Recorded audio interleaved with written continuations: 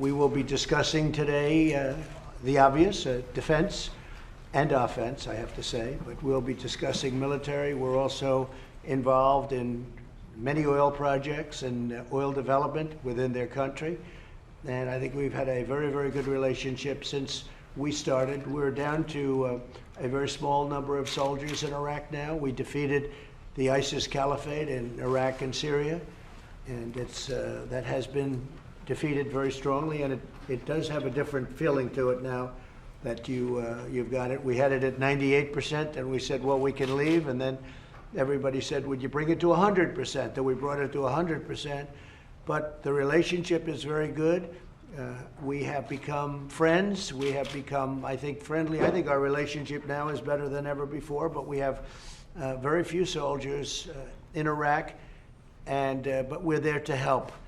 And the Prime Minister knows that we are there to help. We're with some people that also, Mike, and Robert, we very much feel that if Iran should do anything, we will be there to help the Iraqi people. So that's where we are. We're doing big trade deals, we're doing military deals, and we're doing military purchases by them where they're spending a lot of money on purchasing equipment, and they're building up their military rapidly, and we like to see that. So thank you very much, Mr. Prime Minister, for being here. I appreciate it. Please. Thank you, Mr. President. I just want to thank you for receiving us in the White House today. I'm grateful for all the support offered by the United States to Iraq during the war against ISIS. This support has built our partnership for the best interests for our nation. Mr. President, yesterday we signed many contracts with American companies, over $10 billion. Iraq is open for American business and investment, and for a better future for Iraq and Iraqi people. Thank you very much. Thank you very much. Thank you so much. Mr. President, what's your reaction to the indictment of your former campaign aide, Steve Bannon? Well, I feel very badly. I haven't been dealing with him for a long period of time, as most of the people in this room know. He was involved in our campaign. He worked for Goldman Sachs. He worked for a lot of companies, but he was involved likewise in our campaign and for a small part of the administration very early on. I haven't been dealing with him at all. I know nothing about the project other than I didn't like, when I read about it, I didn't like it. I said, this is for government, this isn't for private people. And it sounded to me like showboating, and I think I let my opinion be very strongly stated at the time. I didn't like it. It was showboating and maybe looking for funds, but you'll have to see what happens. I think it's a very sad thing for Mr. Bannon. I think it's surprising, but this was something, as you know, just by reading social media and by reading whatever it is and by speaking to Mike and all of them, I didn't like that project. I thought that was a project that was being done for showboating reasons. I don't know that he was in charge. I didn't know any of the other people either. But it's sad. It's very sad. Respectfully, sir, Mr. President, Bannon, it's Roger Stone, it's Michael Flynn, it's Rick Gates, Paul Manafort, Michael Cohen. What's it say about your judgment that these are the kind of people? Well, I have no idea. And the culture of lawlessness around. Well, no, there was great lawlessness in the Obama administration. They spied on our campaign illegally. And if you look at all of the things and all of the scandals they had tremendous lawlessness. But I know nothing about, I was not involved in the project. I have no idea who was, but I can tell you I didn't know the people, the three people that were talked about were people that I did not know. I don't believe I ever met them.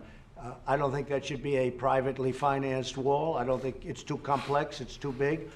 And we're now up to 300 miles, almost in another week and a half, we'll be up to 300 miles of wall at the highest level. They were even having construction problems. I was reading, the little I know about it, I got from you. I was reading where they were having construction problems with the wall that they had a small area just to show people they could build a wall, and they were having a lot of problems where it was toppling over and other things. And I didn't like it because I didn't want to be associated with that. We built a very powerful wall. It was a wall that is virtually impossible to get through. It's very, very tough. It's very strong, and it's everything the Border Patrol wanted.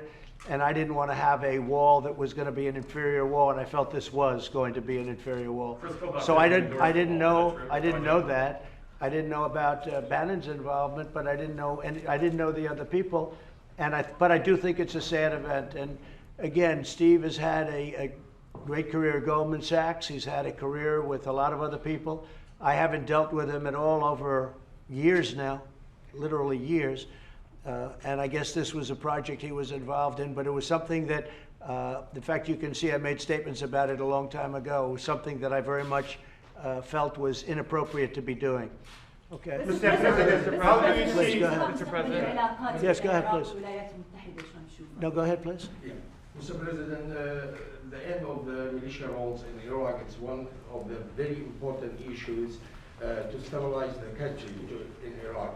How America is going to support ending the militia role in Iraq? You're very hard to understand. Could you maybe help me with Mr. it? President. Wait, go ahead, try it again. كيف مستقبل العلاقات مع الولايات المتحدة؟ الولايات المتحدة الأمريكية ساعدت العراق كثيرا في الحرب ضد داعش وساعدت في إسقاط نظام صدام حسين. نحمل على عمل علاقات مشتركة بين العراق وأمريكا تعتمد على المبدأ الاقتصادي والمصالح المشتركة من أجل مستقبل أفضل لشعب العراق ومستقبل العراق. شكرا جزيلا. Could you repeat that in English, The United States helped Iraq enormously in defeating ISIS and also in toppling the Saddam Hussein regime. We are working on building a strong relationship that is based on joint interest between Iraq and the United States, that is based on economic interest for the better future of the Iraqi people and the United States people. When we came into office, ISIS was running rampant all over Iraq and Syria, and we knocked out the 100% of the ISIS caliphate. But the Obama administration did a very, very poor job. They were running rampant all over, and we came in and we did a real job, and we got rid of that, and that was a good thing. And now we're working with Iraq. They use the great American dollar, which is the most powerful currency in the world, and they're starting to do well, and we are with them. And this gentleman in particular, we've developed a very good relationship, and hopefully it's going to be very strong for your country. Mr. Thank you, Please. Mr. President. There have been 32 attacks. There have been 32 attacks in the last 10 months on U.S. interests in Iraq, particularly in the Green Zone and U.S. military bases. How are you going to help Iraq to halt these attacks by pro-Iranian militia and to hold these people accountable? And sir, if I may also, there was some reporting that the U.S. troops will withdraw from Iraq totally in 3 years. Is this true? So at some point, we obviously will be gone. We've brought it down to a very, very low level. We deal when there are attacks. We take care of those attacks, and we take care of them very easily. Nobody has the weaponry we have. Nobody has the anything of what we have. We have the finest, the greatest military in the world.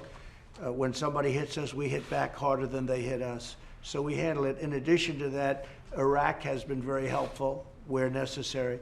But we have been taking our troops out of Iraq fairly rapidly, and we look forward to the day when we don't have to be there, and hopefully Iraq can live their own lives and they can defend themselves, which they've been doing long before we got involved. Yes, please. Mr. President, how do you see the role of the Kurds in Iraq? About the bounties.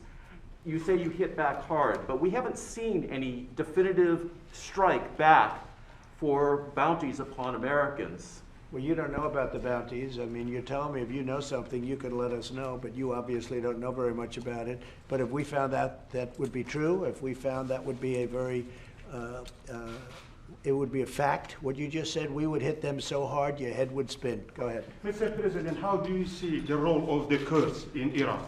And how is important relationship between Baghdad and Erbil Well, the as well? Kurds helped us greatly in defeating the, as you know, the ISIS and getting the ISIS, 100% of the ISIS caliphate. So we have a very good relationship with the Kurds, and we've also treated them very well. Mr. President, Yes, please. Yeah. The end of the militia roles in Iraq is very important to stabilize the country. How America can help ending the militia roles, and how can help Iraq in the democracy process? Well, what we're doing is we're helping where we can. But again, that's a country, that's a separate country. They have a prime minister, and they have people in office, and they have to run their country. We've been in Iraq for a long time. I won't say whether or not I said we should be there, but frankly, I didn't think it was a good idea, but I was a civilian, so who's going to listen to me? But I made my point pretty clear, I guess as clear as a civilian can do it. But we were there, and now we're getting out. We'll be leaving shortly, and the relationship is very good. We're making very big oil deals. Our oil companies are making massive deals, and that's basically the story. I mean, we're very happy with the relationship that we've developed over the last couple of years. I thought before that, frankly, the United States was being taken advantage of, but we're going to be leaving, and hopefully we're going to be leaving a country that can defend itself. Mr. President, on the troops, Mr. President. In the United States, there were airstrikes on northern Iraq and Kurdistan region, killing 1 civilian.